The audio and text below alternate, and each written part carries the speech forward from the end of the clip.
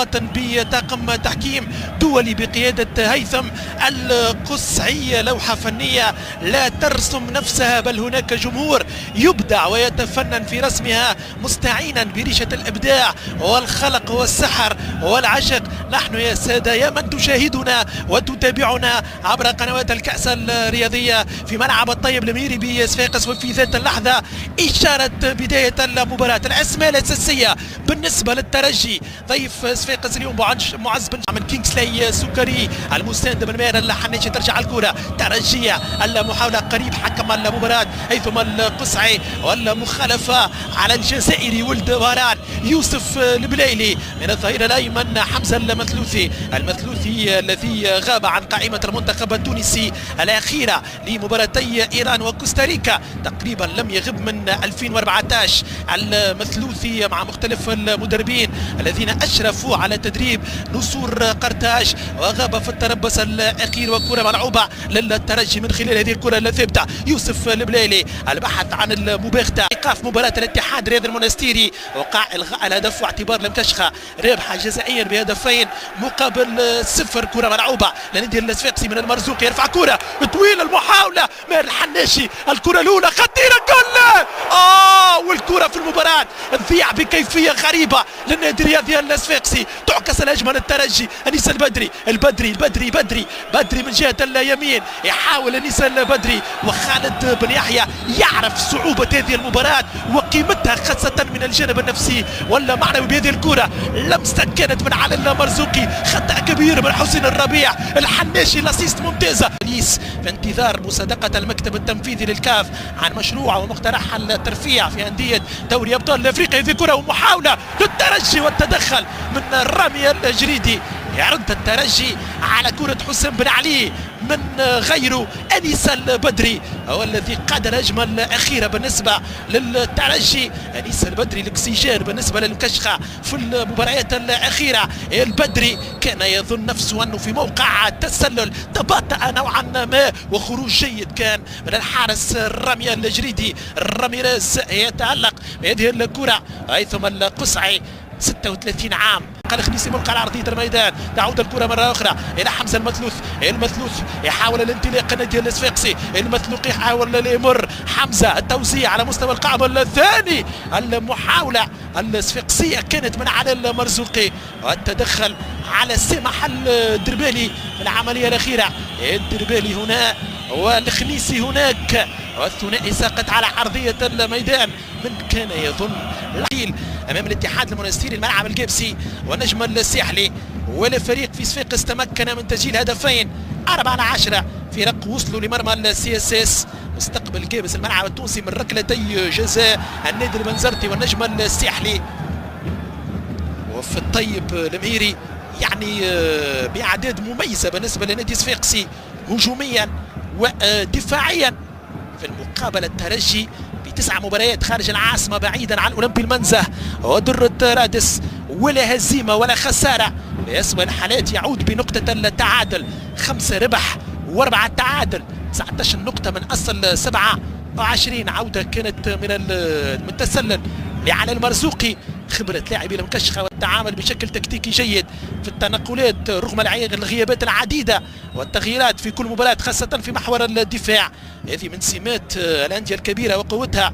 والترجي ما عادش عنده مشكل، يلعب في رادس، في سوسة، في القيروان، في بنزرت، بن قردان، المستير. المحاولة جول ما عنده حتى مشكل.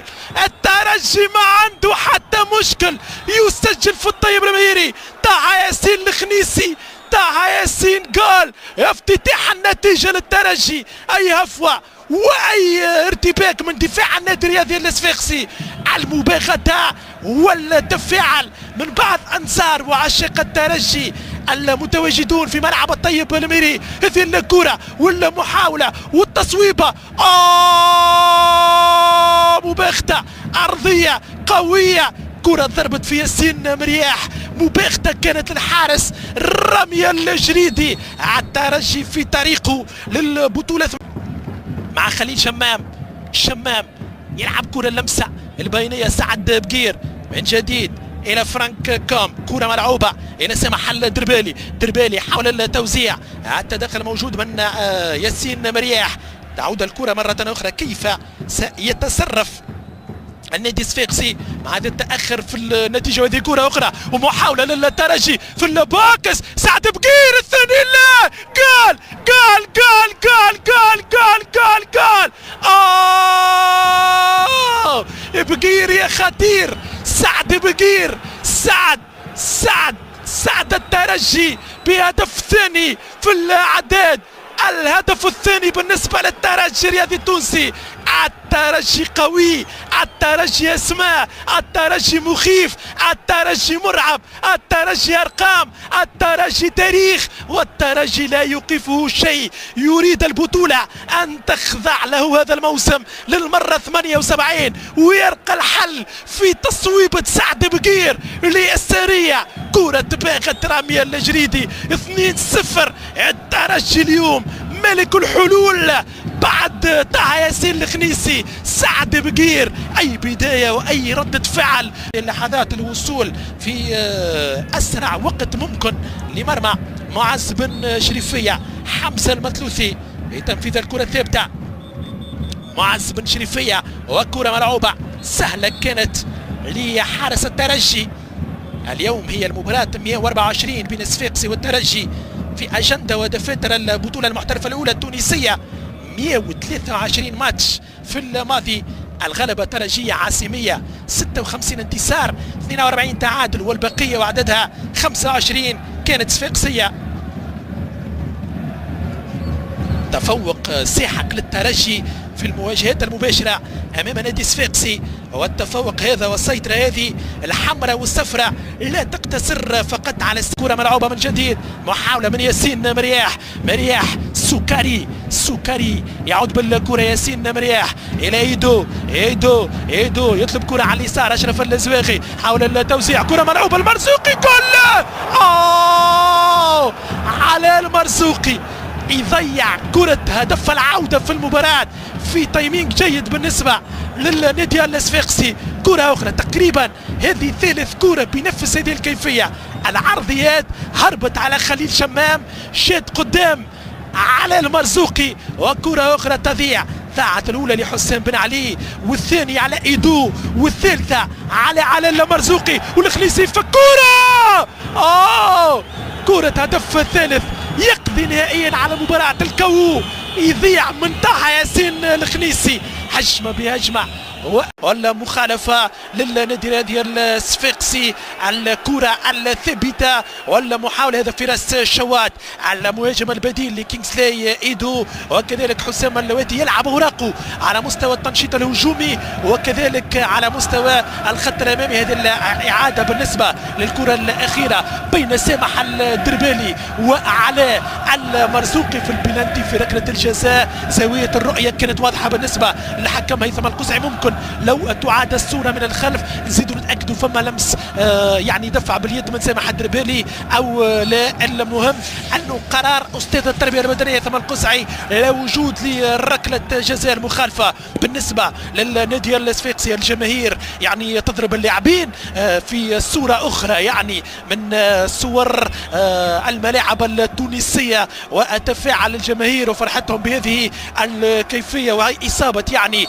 جمهور النادي الصفاقسي اللي لعبوا كينغسلي السكري. يعني مظاهر وصور مرة أخرى يعني تطرح أكثر من سؤال عن تصرفات فئة قليلة من جمهور الكرة في تونس لسعد بقير. وهذه بعض المقذوفات على أرضية ملعب طيب الميري على كل لون يا كريمة، يعني من الحجارة إلى القوارير إلى الولاعات، ولكم أن تشاهدوا وتصفوا وتعلقوا